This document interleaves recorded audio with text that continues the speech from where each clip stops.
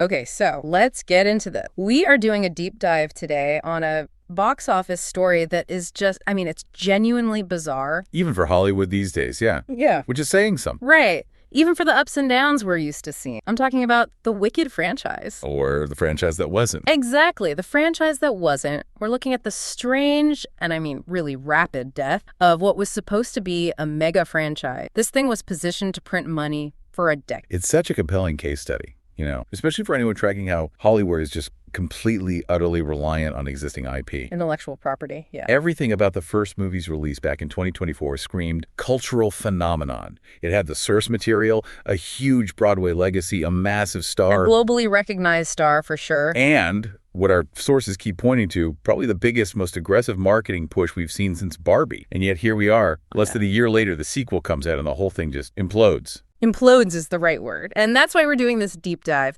The mission today is to really dig into, to track this timeline and understand the molecular breakdown of this franchise. It's not enough to just say the sequel failed. We need to understand how a movie that makes over $700 million worldwide, which is a huge number. A monster number. And a movie that pulled off what the sources call Barbie-level marketing. How does that fall apart so fast when the sequel, Wicked for Good, hits theaters? And it's so important for you, the listener, to get the initial context here. This isn't some new, risky property. We're talking about an adaptation of one of the longest-running, most beloved stage musicals on the planet. People have been waiting decades for this movie. Decades. It was a guaranteed audience. It was supposed to be a slam dunk. And to be fair, the first movie delivered. Financially, it was a bona fide hit, a massive win for the studio. And they treated it that way, didn't they? They positioned it as more than just a movie. It was a cultural touchstone, something almost spiritual. Yes, and that's what makes the follow-up so fascinating. The sudden, total disillusionment with the sequel suggests there was a really deep structural problem, like a kind of rot under the surface that all the hype in the world couldn't cover up a second time. The momentum felt borrowed, like it was all running on the fumes of Act 1 of the play, and there was just nothing left in the tank for Act. And that is the central contradiction we have to dissect. You've got this incredible arc, massive hype, huge box office success, promises of a cinematic universe, and then Wicked for Good lands. And it doesn't just underperform, it fails to meet the most basic expectations for a franchise sequel. It's a harsh, fast rejection from the very audience they courted. So let's start there. Let's start with how they built that mountain of hype in the first place, because you can't separate that marketing intensity from the eventual crash. Okay, let's go back to 2024. Wicked Part 1 is about to be released, and the marketing machine is it's not just effective, it's a total immersion. That's a perfect way to put it.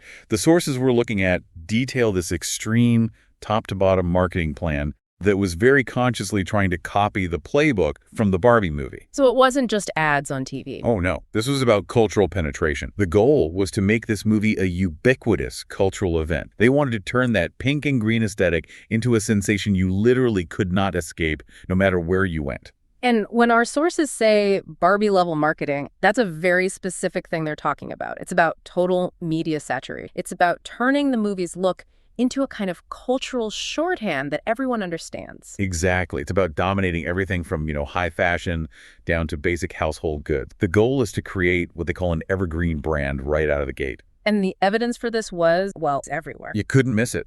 The Wicked merchandise was being pushed so aggressively and in a really unexpected place. The sources list some specific examples. The now infamous Wicked tumblers, for one. Right, the Stanley Cup effect. Every big movie needs a tumbler now. Of course. But then it gets weirder. Wicked cupcakes sold at every major grocery store chain. I remember seeing those. And even themed Wicked bedding. Bedding. So you could literally sleep in the Emerald City. You could sleep in the Emerald City, yeah. This wasn't just some low-key licensing deal. It was a saturation bomb. They wanted you to feel like you had to buy into the brand just to be part of the conversation. But it went deeper than just products, didn't it? There was this very deliberate attempt to give it all a kind of emotional, almost spiritual weight. Yes, that framing is so crucial. The sources repeatedly point out how the actresses, Cynthia Erivo and Ariana Grande, were out there promoting the film as this deeply personal, quote, spiritual thing for them. Which is a pretty big claim for a movie adaptation. It is, but it leverages the built-in emotion that fans already have for the music. They were tapping into that existing wellspring of feeling. We heard all these accounts of people taking the lyrics from songs like Defying Gravity and using them as,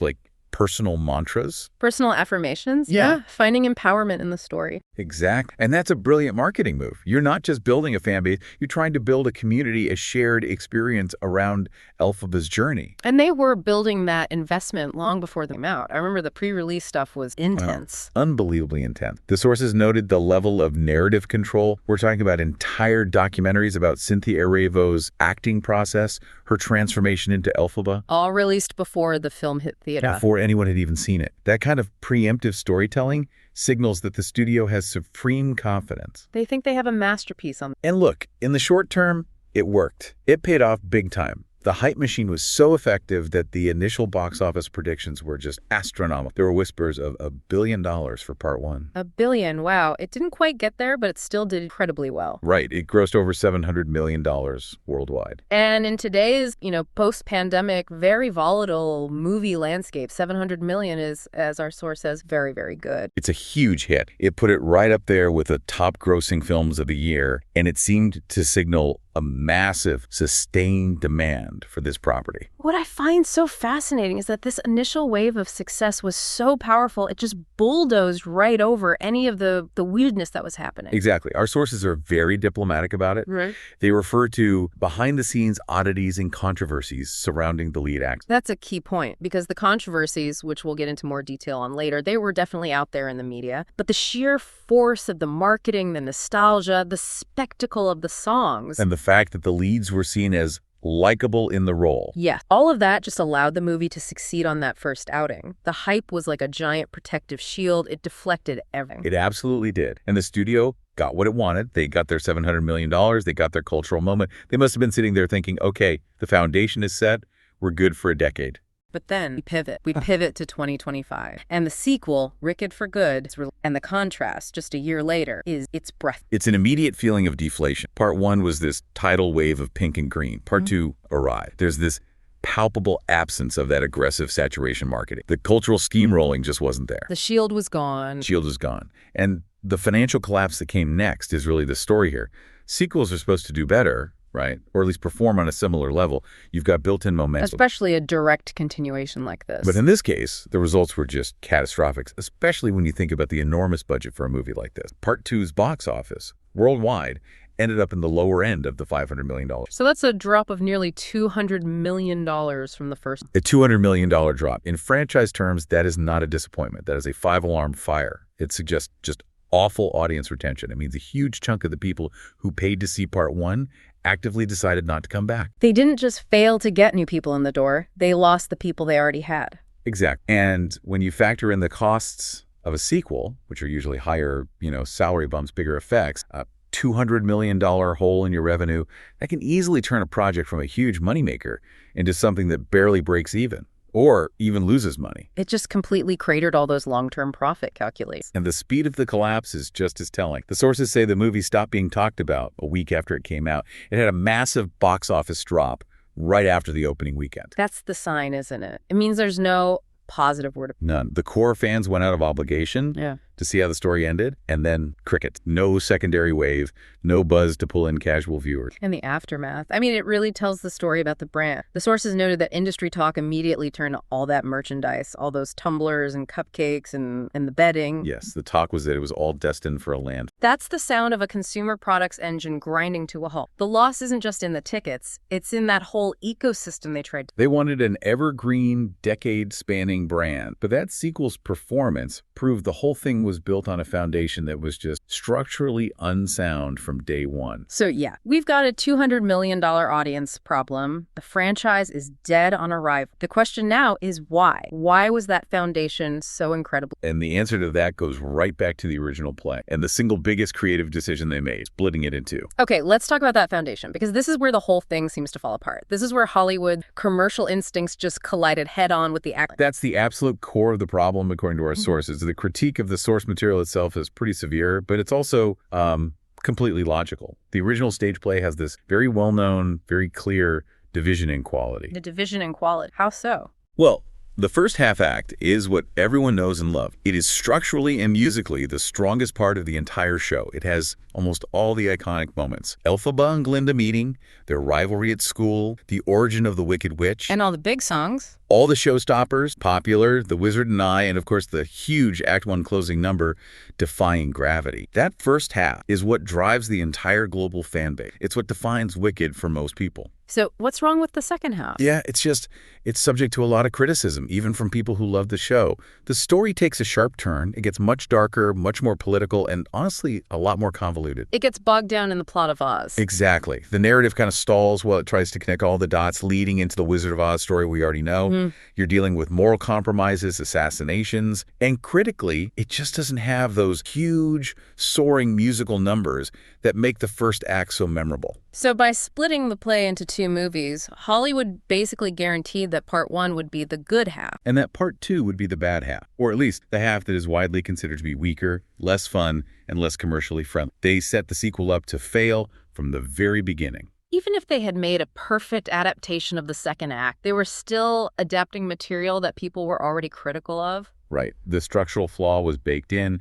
They were asking audiences to come back for the part of the story that was never the main attraction. It feels like a business strategy built on a sugar high. You give everyone the best part first, and then the rest feels like homework, a mandatory, less enjoyable epilogue. And this isn't even the first time we've seen this exact playbook fail. There's a perfect parallel that our sources point to. Oh, you have to be talking about the IT movie. You hit the nail on the head.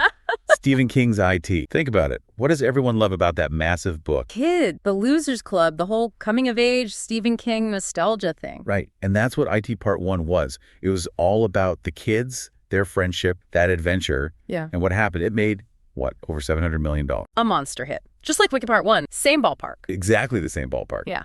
And then comes IT Chapter 2, which has the thankless job of adapting the adult storyline. Which even in the book, a lot of readers find, a little bloated. It gets weird. Very weird. And the movie was slammed for all the same reasons. It was too long, it was drawn out, the story didn't really hold together. And the box office took a significant hit. A significant hit. The financial trajectory of the two franchises, Wicked and IT, is noted as being very, very similar. This isn't some strange anomaly. It's a predictable problem when you slice a story with a front-loaded structure into two movies just to maximize profit. It feels incredibly cynical. You extract all the value from the best part, and then you just leave the weaker part to sink or swim on its own. And it really might explain why they pulled back on the marketing for Wicked for good. If they knew behind the scenes that they had the weaker material on their hands, why would you spend another fortune on a Barbie-level put? Maybe they knew it couldn't sustain the hype. That's a compelling theory. But it wasn't just the structural problem, was it? The sources list a lot of specific creative failures within the sequel itself that made a bad situation even worse. Oh, yeah. They took a structurally flawed foundation and then built a shaky house on top. So let's get into those specifics, starting with something that was already a bit of an issue in the first, the pacing and the length. Pacing was a huge issue. Even Part 1, which ran for almost 2.5 hours, had scenes that felt like they were dragging. But that bloat just got magnified in the sequel. Wicked for Good was also overly drawn out. But this time, it didn't have the great songs and fun moments to justify it. When the story is weaker, every extra minute feels full. Exactly. Every moment of padding becomes irritating, not epic. Yeah. And the sources are incredibly blunt about the plot itself. They describe the movie as having not much plot for its runtime, and that many things just not making sense. Which is a classic side effect of trying to adapt that complicated second act, right? Part 1 is about friendship, Part 2 is about Ozpol. Pretty much. You get bogged down in the mechanics of the Wizard's regime, the corruption, the origins of the Scarecrow, and the Tin Man. Story beats that, frankly, most of the audience just isn't that invested. And the tone was a major problem. It was described as miserable and meandering. And when they did try to inject some humor, the attempts were awkward and forced, and they just landed with a thud. That's a lethal combination, a miserable tone with a plot that's going nowhere. That's how you lose an audience's investment. And it leads directly to the next major critique, the chemistry between those. Which is kind of the whole point of Wicked. The entire story hangs on this epic, eternal friendship between Elphaba and Glinda. It is the entire point. But the sources say that core idea just did not land in Part 2. And the reason is simple. The two leads barely spent any time together on screen. You're kidding. Nope. For most of the movie, they're separated, fighting their own parallel, often disconnected battle. You cannot sell a story about a life-defining friendship if the friends aren't even in the same scene. It's narrative sabotage. Wow. And then there's the critique of Glinda's character arc, which sounds particular. The sources say she comes across as a terrible person who basically gets off scot-free. This goes back to the problems in the source. Glinda starts out as this self-obsessed, pretty manipulative person, and while Part 1 hints at some growth, the critique is that part 2 completely fails to follow through. By the end, she gets the power and adoration she always wanted, which suggests her supposed transformation was either fake or completely unearned. If you don't believe in the character's change, the whole story. And that failure was apparently made much worse by a specific performance critique aimed at Ariana Grande. Her performance was singled out as just not good. Ouch. What was the specific problem? The analysis suggests she just didn't have the range for what the sequel demanded. The critique is that she only knows how to play the quirky, childish character. So she was great as the bubbly, naive Glinda in part 1. But when the character needed to become more mature, more morally complex, the performance just wasn't there. Which makes the emotional core of the film feel hollow. Completely hollow. I do. And all of this leads to the final, fatal nail in the coffin, rewatchability. The sources say flat out that the film had zero rewatch appeal. The only reason anyone saw it was to see the ending of the story they started a year earlier. That is the ultimate sign of failure for him. You watch it once, out of obligation, and then you never want to see it. It's a total spiritual failure for the franchise. And once that creative product was exposed as being so weak, that protective shield of hype just shattered, and all the weird external stuff came rushing in. That really is a critical turning point. In 2024, the hype was so immense it could absorb anything. All that weird stuff happening behind us, as the sources put it. That's exactly right. During the first movie's campaign, all those oddities, the sources mentioned the very touchy-feely behavior between Erivo and Grande, the body controversies, just Cynthia Erivo's general eccentricity. It's all just part of the noise, more publicity. Or it was just actively ignored by an audience that was swept up in the spectacle. When the product is a huge hit, weird publicity can actually help. It keeps people talking. But the second that product is seen as lackluster, as disappointing, that whole dynamic just flips on its head. The negative feedback starts. Precisely. You have a weak movie, you have almost no marketing push for part 2, and suddenly the public's focus shifts. It's not about the songs anymore, it's about the actress's increasingly weird and awful public behavior.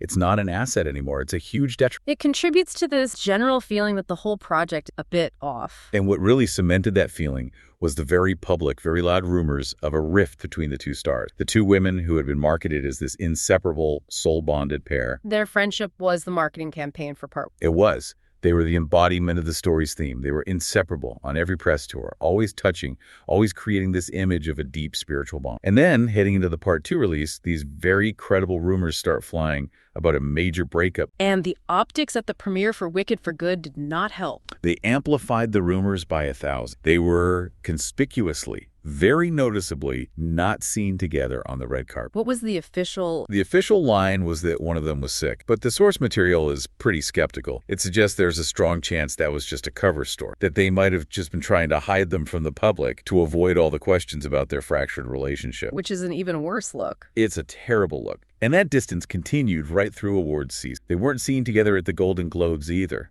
That was supposed to be the victory lap for their awards camp. Instead, they weren't even on the same continent, practically. The message was clear. The big, happy, wicked friendship was over. It didn't even last. And that just underscores the complete lack of enthusiasm for the sequel. It suggests this internal chaos that was mirroring the external box office failure. And speaking of awards, this is where the studio's ambitions really just crashed into a brick wall of reality. Ariana Grande specifically was apparently campaigning really hard for an... Yeah, she campaigned so hard for awards off the sequel, but the sources note that it was always a long shot. The movie was not well received critically, and her performance in part 2 was, as we discussed, heavily criticized. And the Golden Globes was the moment of truth. The Globes became the definitive rejection by the industry. The movie got a few nominations, probably based on the prestige of the first film, but it went home empty-handed. No win, which just solidified the narrative that part 2 is a failure. A disappointing, poorly executed conclusion. And Cynthia Erivo's reaction to all of this is, I mean, it's maybe the most surreal and fascinating part of this whole story. She didn't just skip the Golden Globes. Right. What'd you do? She made a statement, a very, very strange statement. She skipped the ceremony entirely to go perform a one-woman rendition of Dracula on stage. A one-woman Dracula. Playing every single character. You're joking. During the Golden Globes, she's on stage by herself doing Dracula. What does that even mean? It's her leaning into the mockery. This is where all the negativity that was held back during part 1 finally caught up with them. Erivo had been relentlessly attacked and memed online for her physical appearance. Oh, I remember some of this. Yeah, people pointed to her hooked nose, her bony fingers, her lanky frame, the super long acrylic nails she wore. The comparison that kept coming up over and over was Nosferatu or Dracula. So by skipping the awards to perform Dracula, she was basically saying, saying, fine, you think I'm a vampire, I'll be the best vampire you've ever seen. That is the widespread interpretation from our sources. It was a defiant pivot. It suggests she knew the wicked thing is over for her, at least in terms of awards and mainstream success. So she embraced the negative meme, reclaimed it, and tried to pivot her public identity into something darker, more theatrical, and away from the failed franchise. That is a wild career move. It's basically an admission of defeat for them. It is. The fact that the movie and its stars couldn't even survive one award season just shows you the full, breathtaking scope of the collapse. So, okay, we've traced the whole arc. The massive marketing, the $700 million success, the built-in failure of the sequel structure, the $200 million audience drop, and this absolutely bizarre celebrity fallout. What does this whole saga, this rapid rise and even more rapid collapse, tell us about where Hollywood is at right now? Well, it highlights a really crucial, really expensive danger that studios face, the damage that a bad sequel can do. Our sources conclude that a sequel as core as Wicked for Good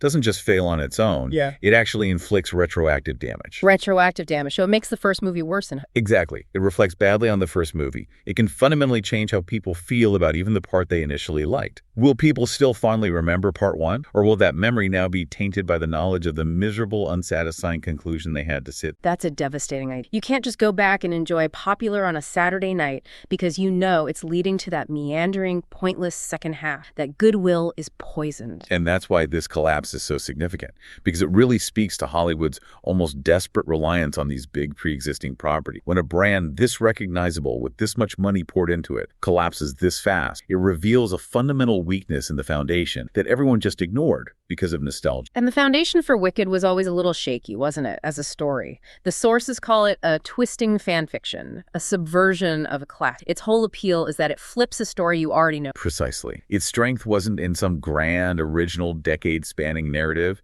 Its strength was in the novelty of Act I, the great songs, the clever reversal of the witch's story, trying to build a multi-billion-dollar franchise on what is essentially the high point of a clever subversion was always going to be a huge. Beyond all the creative and financial problems, the sources also bring up a pretty big external, the role model, the dissonance between the stars' public lives and the audience, the merchandise. Yes, there's a strong ethical critique in the material about this. Specifically, the sources express real concern about seeing Ariana Grande's face plastered all over merchandise for little girl. Given her documented real-life actions, she is seen by many as, quote, an awful role model. And you couple that with the general weirdness and bizarre public choices via Erivo, and this whole project, which is supposed to be about female friendship and empowerment, starts to feel very discordant. The messengers don't match the message. It creates a massive public dissonance. That powerful message of defying gravity and being true to yourself clashes really violently with the messy, often criticized public behavior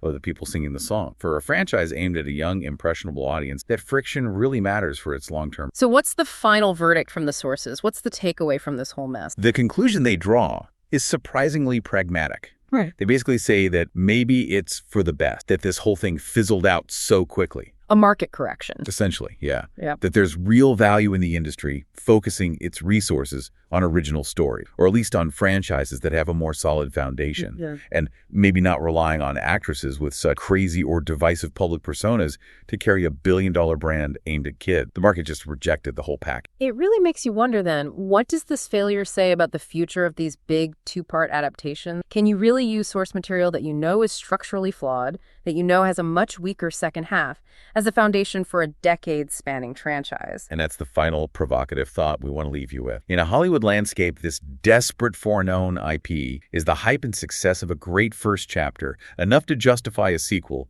even when you know the material you're adapting is just inferior. The $200 million drop for Wicked for Good suggests that, for now at least, the audience has answered that question with a very loud and very costly no. Sobering, that's